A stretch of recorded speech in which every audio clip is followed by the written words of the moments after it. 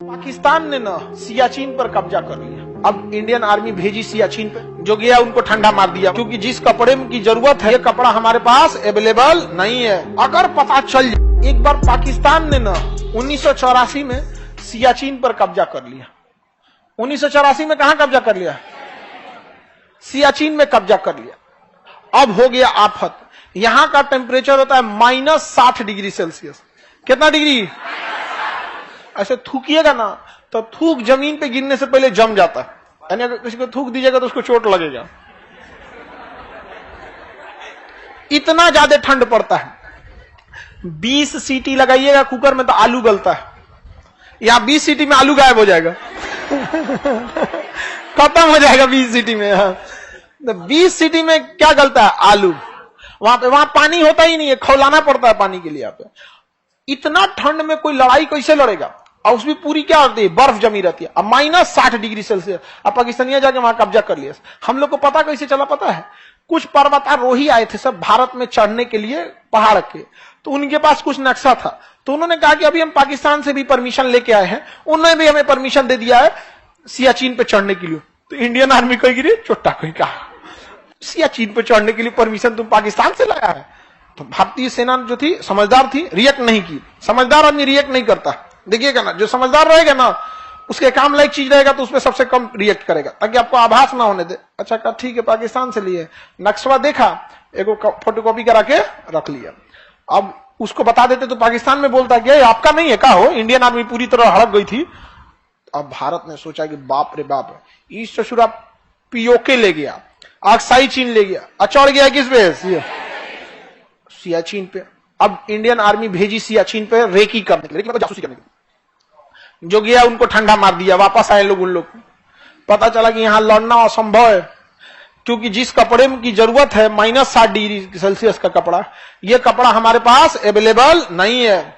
हम लोग ये कपड़ा लेके लड़ाई, नॉर्मल कपड़ा में लड़ाई नहीं लड़ पाएंगे। तब पता चला कौन कपड़ा बनाता है, तो नॉर्वे नामक एक देश था। एक देश का नाम क्या था? नॉर्वे देश वो कपड़ा बनाता था। तो भारत ने कहा कि ठीक है, अगले साल हम लोग युद्ध करेंगे, हथियार वगैरह रेडी रखो, और नॉर्वे से कपड़ा मंगाते हैं। तो नॉर्वे से जब कपड़ा मंगाए गए तो कपड़ा बहुत हल्का था और ठंड पूरा रोक लेता था। तो लोग, इंडियन आर्मी ने कहा कि ठीक है, नॉर्वे की कंपनी कहा कि हमको कपड़ा ऑर्डर करना है, 10,000 पीस हमको दे दीजिए। तो नॉर्वे ने ले लिया टेंडर, लेकिन कहा कि हम आपको 2 साल तक नहीं दे पाएंगे, क्योंकि अभी हमारे पास ऑर्डर बहुत ज्यादा है।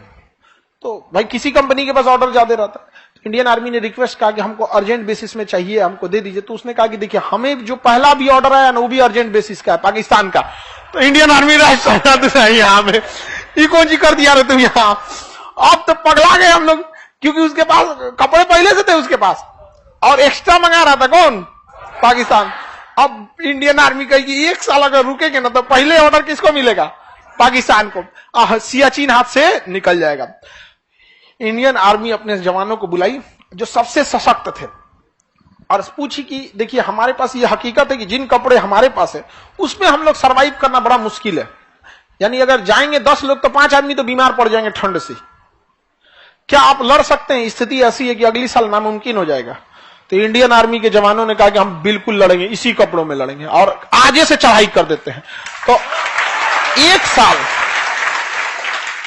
साल वेट नहीं किया गया, जबकि अगले दिन ही चढ़ाई के लिए भेज दिया गया। यहाँ पे डर इस बात का था, पता है क्या है? हमारे सैनिक बीमार पड़ रहे थे, ठंड थी, और वो वहां पहले से थे।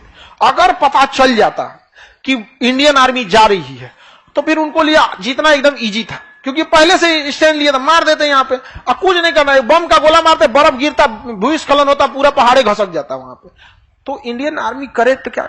तो कहा गया कि आप लोग जब जाइएगा, चढ़ाई कीजिएगा ना, तो सफेद कपड़ा दिया गया, पूरा कपड़ा रहता था ये वाला ठंड वाला, और सफेद जैकेट दे दिया था, दस्ताना भी सफेद, सब चीज सफेद, मास्क भी सफेद, ठंड से बचाना होता ना, चश्मों का खोलवा जो रहता तो वो कौन चीज? सफेद, सब चीज सफेद।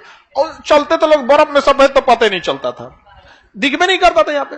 लेकिन उनको सख्त आदेश दिया गया था कि आप रेडियो पे बात नहीं करेंगे, क्योंकि जैसे रेडियो पे बात करेंगे ना उसकी फ्रीक्वेंसी सुनाई देने लगती है। उसकी फ्रीक्वेंसी क्या करती है? सुनाई देती है। क्योंकि अगर आप जैसे अभी कोई वायरलेस पे बात कर रहा होगा ना रेडियो पे, आपके पास भी अगर वायरलेस वाला होगा ना एंटीना, अगर उस फ्रीक्वेंसी पे ले जाएंगे तो आपको भी बतिया सुनाई देने लगेगा। कहा कि इस पे मत रहना वरना पाकिस्तानी सुन लेंगे। सोचिए इंडियन आर्मी को कितनी तकलीफ हुई होगी कि उस दुर्गम परिस्थिति में जाना है जहां कपड़े भी उस लायक नहीं है, लड़ाई भी लड़ना है, बीमार पड़ गए तो रेडियो पे भी नहीं बता सकते, समझा कि नहीं। अब जब वहां पहुंचे कारगिल की लड़ाई एकदम सियाचिन पे, तो रास्ते में बहुत सारे लोग बीमार पड़ गए, लेकिन कैसे भी करके टेंट लगाया गया। टेंट लगाने से थोड़ा सा ठंड बच जाता है, हवा वगैरह। टेंट लगा के आराम कर रहे थे लोग। एक सिपाही था जो बाहर संतरी की ड्यूटी कर रहा था, क्योंकि एक आदमी जगता है बाकी सब लोग सोए रहते हैं, और जब वो जगते हैं तो उसको लोग सुला देते हैं।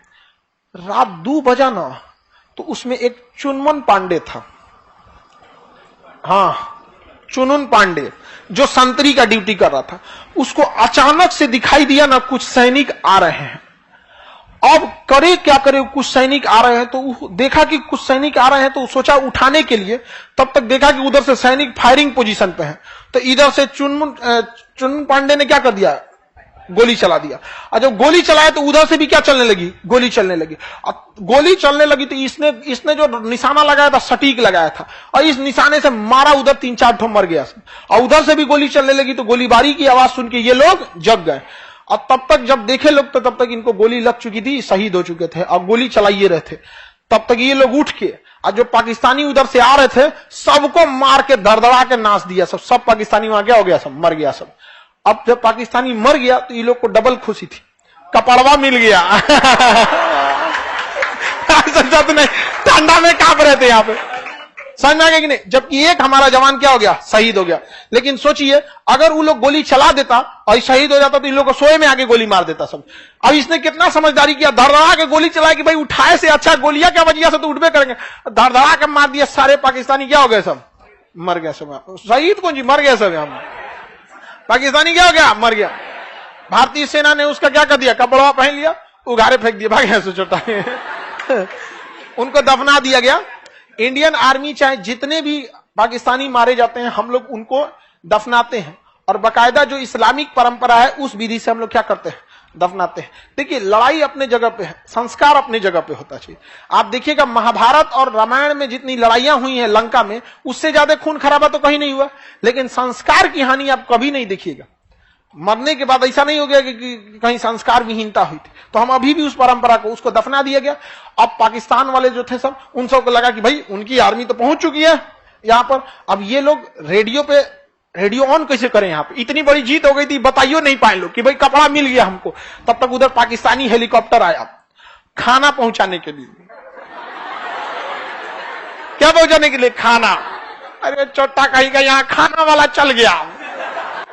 खाना वाले ये लोग बढ़िया बढ़िया उधर से लाया होगा, बिरयानी उरियानी बना के खाना गिरा दिया, एक्स्ट्रा कपड़ा कंबल वंबल सब गिरा दिया यहाँ पे। ये लोग कहेंगे thank you thank you thank you,